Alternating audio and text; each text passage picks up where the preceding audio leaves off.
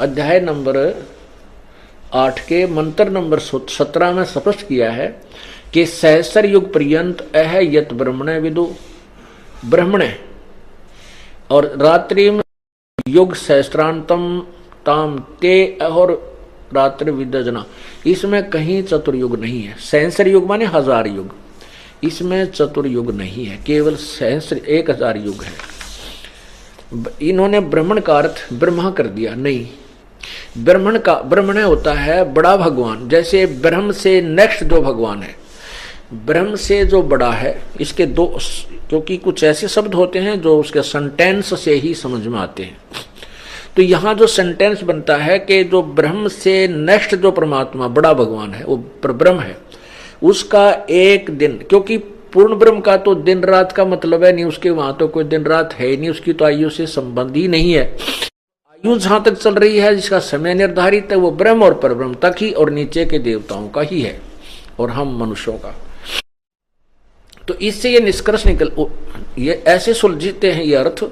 तो ये परब्रह्म का एक दिन 1000 युग का है, नोट चतुर्युग।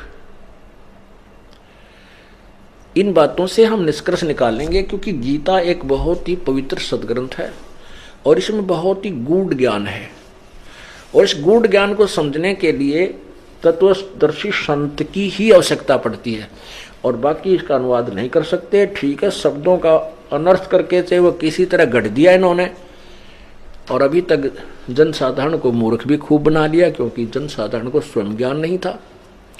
अब टीचर गलत पढ़ाता है तो विद्यार्थी क्या समझे, 1 2 20 100 1000 लाख टीचर ही गलत पढ़ा रहे हैं किसी अध्याय को,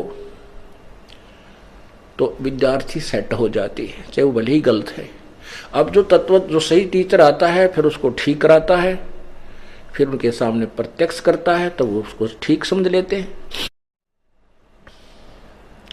तो इसमें इस परब्रह्म का एक दिन 1000 युग का है, और इतनी ही रात्रि होती है।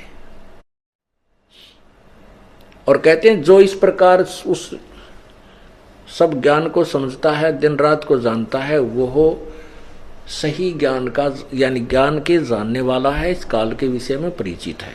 इसका अर्थ ये है।